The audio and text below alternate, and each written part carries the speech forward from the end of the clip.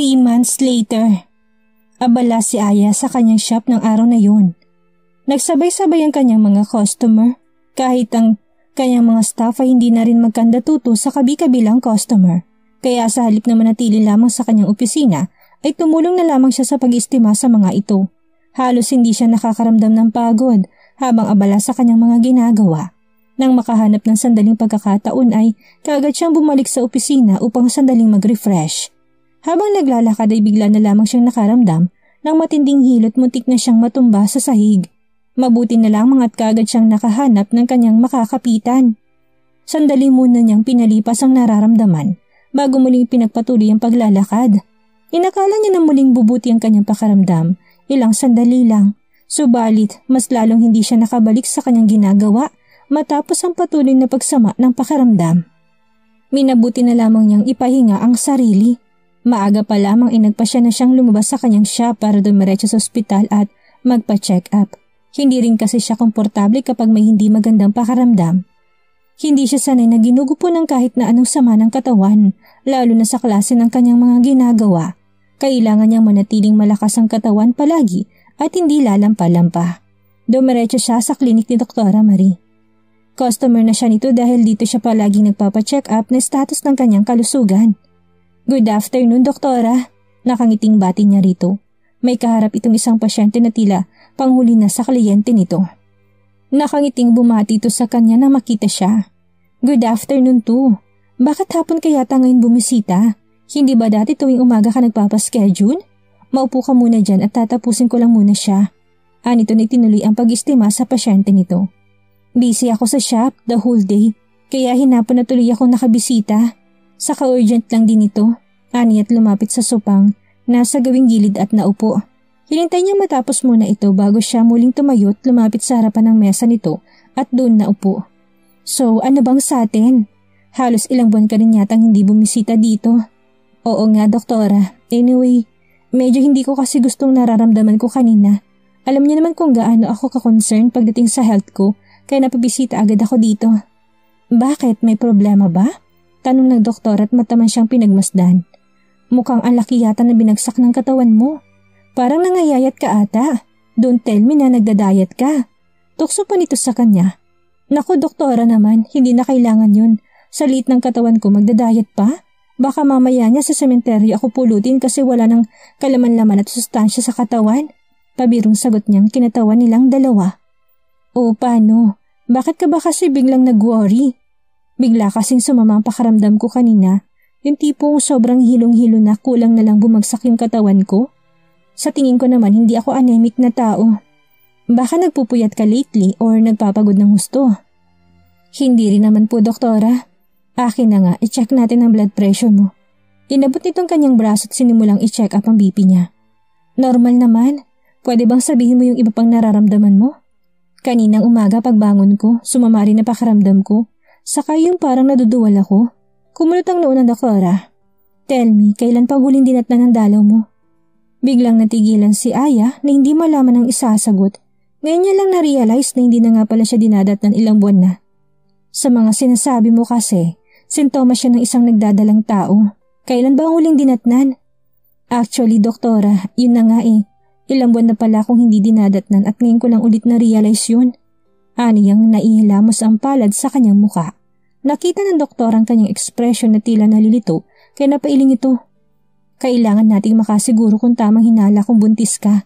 Kailangan mo mag-undergo ng ilang test para mas malaman natin. Anito't kumuha ng maliit na botelya at inabot sa kanya. Go and fill this with your urine. And later, I will get a sample blood of yours. Anito. Kaagad na tumalima siya at ilang sandali lang ay muli ring bumalik. Kumuha ito ng sample ng dugo sa kanya bago nito pinasa sa assistant nito. You'll need to wait a little longer for the result. It's okay, Doktora. Aniya na bahagyang ngumiti, ngunit ang malakas at mabilis na kabog ng kanyang dibdib ay hindi nabawasan sa isiping baka nga buntis siya. Hindi pa man ay sari-saring emosyon na kaagad ang nagsalimbayan sa kanyang isipan. Paano kung buntis nga ako? Paano ko siya mapoprotektahan sa mundong ginagalawan ko? Paano kung malaman ng mga kalaban ko at gamitin nila itong panglaban sa akin? No, hindi maaari. Hindi ako papayag. Kahit na hindi ko kilala kung sino ama niya. Kung sakali man nabuntis nga ako. Iingatan ko pa rin siya at aalagaan na mag-isa. Palalakihin ko siyang isang mabuting batang malayo sa magulong mundong meron ako. Oh God, please help me. Nervous or excited? Tanong ng doktorang muling lumabas galing sa loob at tila may dala ng balita para sa kanya. Actually, both, doktora. Hindi ko talaga alam kung anong mararamdaman ko this time. Kung ano man ang maging resulta, malugod kong tatanggapin. Aniya nang umiti kahit napilit, nilalabanan na matinding kaba. Well, dala ko ng resulta and I'm happy to say that you are 11 weeks pregnant. Congratulations! Ani ni Doktora Marie. Nakangiti nitong inabot sa kanyang papel na hawak nito. Hindi makapaniwalang naitakip niya sa bibig ang kanyang palad. Hindi pa siya handa na maging isang ina, ngunit kung itong gusto ng langit para sa kanya, tatanggapin niya. Talaga, doktora? Buntis nga talaga ako? Oh God! Nanlaki pang mga matang nakatitig siya sa munting papel kung saan nakasulat ang resultang positive. Maya-maya otomatikong naglandas ang kanyang mga palad sa ibabaw ng impis na naman niyang puson at doon humimas. Ingatan mong baby mo. Bibigyan kita ng mga gamot at vitamins na kailangan mong i-take. Always take enough rest and avoid stress. Okay? Thank you, doktora. Tatandaan ko po. Anya. Marami pang binili ng doktora at lahat yun ay tinandaan niya. Pag-uwi niya sa kanyang sariling kondo ay nag-isip kaagad siya ng magandang plano para hindi malaman ng ibang kanyang pagbubuntis at masigurong ligtas ang kanyang anak. Hindi pa siya tapos sa misyon niya kaya hindi niya hayaan na malagay sa alanganin na magiging anak niya at ang magiging buhay nito sa klase ng mundo meron siya. Ilang sandali pa't nakaisip siya ng isang magandang solusyon sa kanyang plano. Malamig na simoy ng hangin ang sumalubong sa kanyang pagbungad na lusod. Pansamantala niyang iniwan ang buhay sa Maynila at gugulin ang ilang buwan dito sa Baguio para maayos na isilang ang kanyang anak. Nagpaalam siya para magbakasyon at walang nakakaalam kung nasaan siya ngayon maliban sa kanyang kuya Buboy. Huminto ang kanyang sasakyan sa isang bahay na may 2 palapag. Kaagad siyang sinalubong na isang ginang na nasa edad mahigit 40 na. Ito ang kanyang tiyahin, kapatid ng kanyang biological mother sa ama. Hindi niya ito palaging nakikita noon dahil malayo ito at tanging sa phone lamang niya ito nakakausap. Pero kagaya na sabi ng kanyang ina noon, mabait ito at maasahan kaya itong napili niyang lugar na puntahan. Isa pa, walang nakakakilala rito dahil hindi naman ito nagpapakilala bilang anak ng kanyang lolo. Mas pinili itong maging tahimik kaysa pagtampulan ng usap-usapan. Bakit naman pabigla-bigla ka ng pasabi? Mabuti na lamang at hindi ako sumama sa tiyo mo. Kung hindi baka wala kang abutan dito. Nakangiting sabi nito na nilapitan siya at niyakap. Okay lang naman po, Chang. Sanay naman po akong pumupunta rito mag-isa. Halika sa loob at nang makakain ka. Aya nito. Namiss ko rin dito, sobra. Aniyang niyakap ang sarili dahil sa lamig ng klima. Oo nga, at ngayon, mga susunod na buwan, asahan mo ng mas malamig pa. Iminostra nito ang sala. Maupo ka muna at ipaghahanda lang kita ng makakain. Marami silang napagkwentuhan hanggang sa humantong sa totoong dahilan kung bakit siya naroon. Dito po muna ako mamamalagi hanggang sa maisilang kong aking anak dito. Walang problema. Alam ba ng Kuya Buboy mo na narito ka? Opo. Matapos nilang kumain ay tinulungan siya ng tiyahin na mag-ayos ng kanyang mga gamit sa kanyang magiging silid. Kahit na malayo sa kanyang mga negosyo ay may tao naman siyang pinagkakatiwalaan doon. At hindi rin naman nawalang koneksyon niya sa phone sa kanyang mga kasama. Nakahiga na siya para magpahinga na mag-ring ang kanyang phone. Ang kanyang kuya ang nasa linya. Hello? O, kamusta ang biyahe mo? Hindi ka ba nahirapan? Nag-aalalang tanong nito. Okay lang naman kuya, don't worry. Sige, yung mga sinabi ko sa iyo ha. Huwag ka masyadong naglalapit kung kani-kanino at saka bawasan mong maglalabas lalo na kung wala kang kasama. Yes, master. Aniyang natatawa. Nasanay na siya sa pagiging overprotective nito sa kanya. O siya, may trabaho pa ako kaya ibababa ko muna to. Mag-iingat ka palagi dyan. Kapag nakahanap ako ng time, dadalawin ko kayo dyan. Sige kuya, ikaw din na ingat. Bye, bye. Lucas POV. Ilang buwan na mula nang ipahanap ko sa iyong babaeng nasa larawan at hanggang ngayon, wala ka pa rin nahanap na sagot sa trabahong binigay ko? Ginagawa mo ba talagang inuutos ko o hindi? Formal ang mukhang tanong niya kay Buboy. Pinatawag niya ito dahil inip na siya. Ilang buwan na rin ang gumugulo sa kanyang isipan ang estrangherong babae na yon na hanggang ngayon na hindi pa niya muling nakikita. Gaano ba kalaki ang mundo para hindi ito makita ni Buboy? Kilala niyang mahusay ito pagdating sa paghahanap ng mga nawawalang tao kapag inutos niya. Pero anong meron sa babaeng ito na hanggang ngayon ay wala itong makuhang sagot na may bibigay sa kanya? I'm sorry sir, pero mukhang hindi naman yata talaga gusto magpakita ng babaeng hinahanap niyo. Katawiran nito. Ni hindi man lang ito natinag sa nakitang kapurmalan na mukha ng amo. Nanliit ang mga mata niya at napakuyom ang kamao. Parang gusto niyang sumabog at manakit subalit pinigil ang sarili. Ngumisit at umiling. Huwag mo sabihing nalalaos ka na Mr. Gomez. Nababawasan na bang pang-amoy mo para ganun kahirap na makita mo ang nag-iisang babae na yan? Hindi naman po ako tumigil boss sa paghahanap. Pasasaan ba't makikita rin natin siya? Seryosong sagot nito. Lihim na naikuyom nitong kamao. Hindi malinaw sa kanya kung ano ba talaga ang pakay nito sa kapatid niya kaya hindi niya maaring pagtagpuin ang mga landas ng mga ito. Hanggat kaya niyang itago ang pagkakakilanlan ng kanyang kapatid ay gagawin niya. Alang-alang sa pinangako niya sa mga magulang na alagaan ito at babantayan, lalo na sa mga taong mapagsamantala dito. Siguraduhin mo lang dahil naubos ng pasensya ko. Kapag wala kang maayos na balitang naibigay sa akin sa mga susunod pang buwan o araw, ako na mismong maghahanap sa babaeng ito. Anito, kinabahan si Buboy. Alam niya na kapag ginusto nito'y magagawa nito. Mas lalong mapanganib kapag itong naghanap sa kapatid. Madali lang para dito na magawa yun dahil sa lawak ng koneksyon na meron ito. Yes, boss. Aniya. Sige na, iwan mo na ako. Utos nito at muling ibinalik ang mga mata sa ginagawa. 6 months later. Congratulations, Iha. Mami ka na rin ngayon. Nakangiting bati nito. Thank you, tita. Naku, ang gagandang bata ng mga ito. Masayang bulalas muli nito habang buong giliw na kinargang isang bata. Mukhang naman na yata kay Ayang hugis ng muka. Hindi ba't ganyan-ganyan siya noon ng iluwal ng mami niya? Anong tiyuhin niya? Napangiti siya sa sinabing yun ng amahin. Kahit hindi siya lumaking kasama ang mga ito, ay nakikita naman niya paminsan-minsan kapag dumadalaw sila sa mga ito noong malit pa siya. Oo nga, sinabi mo pa. Pero itong isang gwapong ito, malamang na sa tatay niya. Kita mo na, mukhang anak ng foreigner eh. Ang tangos ng ilong. Natatawang saad muli ng ginang sa isang batang tahimik na natutulog. Kambal na lalaki at babae ang naging anak niya. Mabuti na nga lamang at kinaya na normal delivery ang dalawa. Maya-maya pa ay dumating ang kanyang kuya Buboy na may mga bitbit na supot. May lamang mga prutas at kung ano-ano pa ang pagkain. Congrats, mami ka na rin ngayon. Bati nito na hinalikan siya sa noo. Thanks kuya, akala ko nga hindi ka makakarating. Pwede ba namang hindi ko makita mga little prince at princess? Marami akong dalang prutas para mabilis kang lumakas. Thank you kuya. Buti pinayagan ka ng boss mo. Wala kasi siya ngayon. Nasa business trip at baka bukas pa yung darating kaya nakalusot ako. Anyway, baka maya-maya bumalik din agad ako kasi may kailangan pa akong asikasuhin. Tumango si Aya. At nagpatuloy pang kanilang kwentuhan. Matapos ang isang buwan, nagpa siyang bumalik sa Maynila si Aya. Pansamantala niyang iniwan sa pangangalaga ng tiyahin ang kanyang maliliit na sanggol. May hirap man ngunit kailangan niyang gawin, alang-alang sa kaligtasan ng mga ito. Kayo na po munang bahalang tumingin sa mga babies ko, Chang ha? Oo naman, huwag kang mag-alala.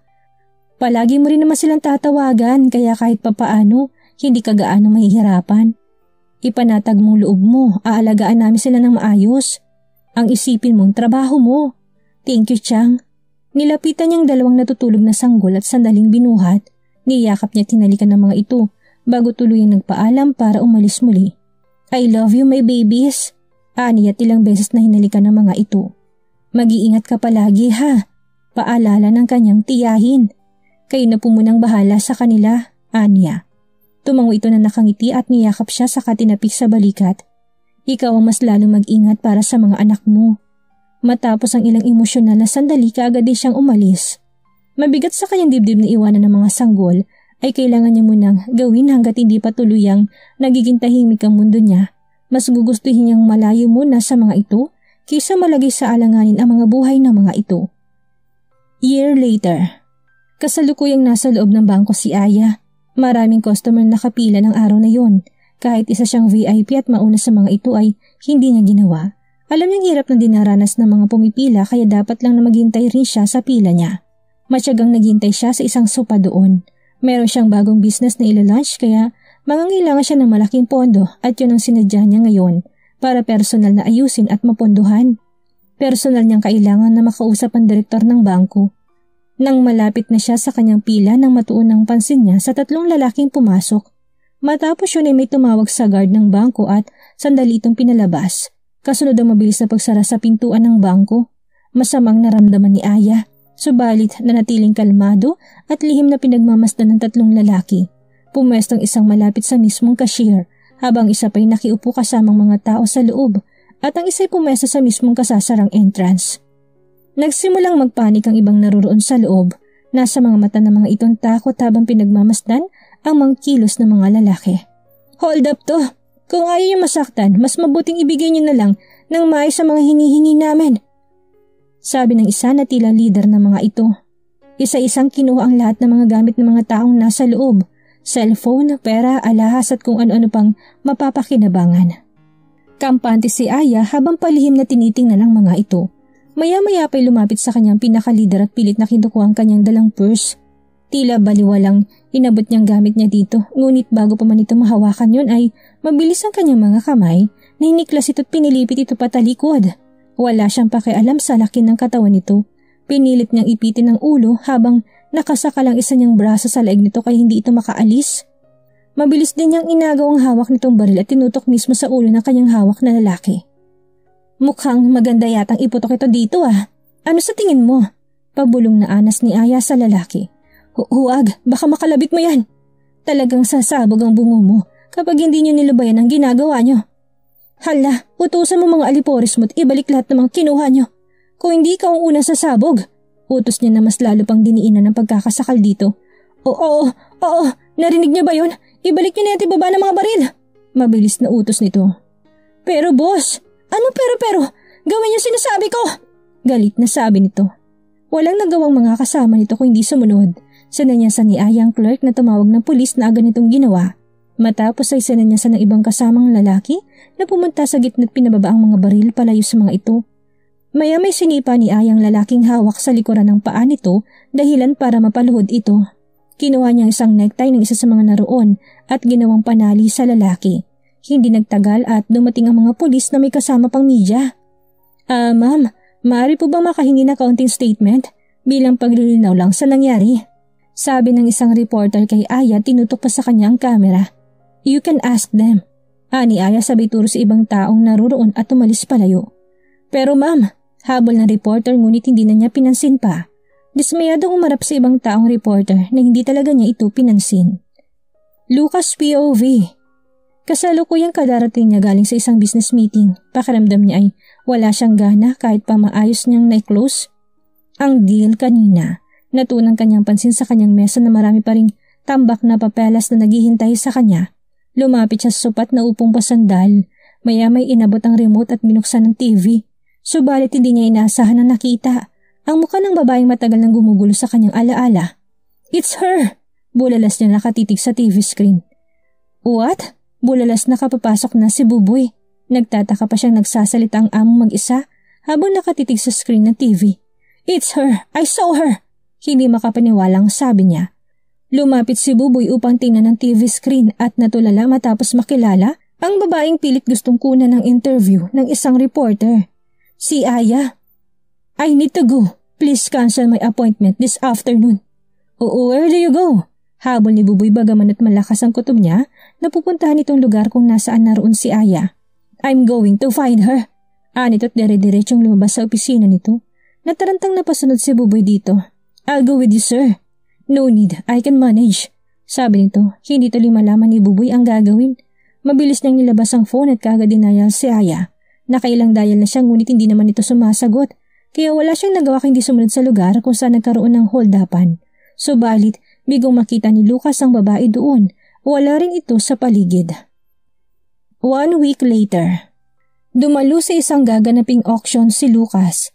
Hindi para maging bagong sponsor kundi sinubaybayan ng isang taong naroroon, si Mr. Chua, na isang malaking leader ng mga sindikatong kumukuha ng mga minor de edad na bata para gawing messenger sa kanilang ipupuslit ng mga droga. Tala makabentahan ng droga sa lansangan kaya isa ito sa hinahunting ng grupo. Pumesto na sa gawing likuran si Lucas upang malayo niyang makita mga taong naglalabas-masok sa loob. Inilibot niyang tingin at wala pa rin ang taong pakay niya. Unti-unti na rin kumakapal ang mga bisitang naroroon. Matyaga pa siyang naghintay hanggang sa mag-announce ng host para sa pagsisimula ng bidding.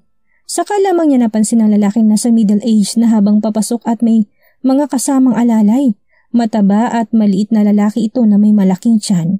Pumesto ito sa may gawing gitna. Nagsimulang palabas at naging abala ang paligid. Nang nasa kalagitnaan ng programa, ay akmang tatayo na si Lucas para lapitan sana ng taong pakay niya. Ngunit hindi niya nagawa matapos makitang isang pamilyar na mukhang papalapit. Ang babaeng hinahanap niya ay heto ngayon sa harapan niya at larawan na isang tunay na diyosa sa kagandahan. Nakasuot ito ng skirt na above the knee, ang taas kaya litaw ang mapuputit mabibilog na mga hita nito. Nakalugay ang mahaba't itim na itim nitong buhok. May puting gloves ang mga kamay at may bitbit na maliit na purse. Tumayo siya para salubungin sana ito ngunit umikot ito palayo sa direksyon niya at palapit ngayon sa direksyon tatahakin sana niya kanina. Kumunot ang kanyang noo nang makitang lumapit ito kay Mr. Chua at tinalikan naman ng gurang na matandang kamay ng babae. Tuluyang napatayo si Lucas na nagtatagis ang bagang at kuyom ang dalawang kamao para lapitan ang mga ito. Bakit ba pakaramdam niya ngayon ay hindi niya gustong ideyang may ibang kamay na humahawak sa babae? Gustong mandilim ng kanyang paningin sa nakikita. Ilang taong ginulo ng babaeng itong kanyang isipan at ngayon bigla naman niya itong makikita sa ganitong sitwasyon? Sino ba talaga ito? Salubong ang mga kilay at madilim ang anyo na mas lumapit pa siya sa gawin ng mga ito. Magawa na kayang makaharap ni Lucas ang babaeng matagal na niyang hinahanap? Anong mangyayari sakali magkita sila at magkaharap ng personal? Malaman kaya ni Lucas na nagbunga ang isang gabing may nangyari sa kanila? Yan ang ating aalamin sa susunod nating kabanata.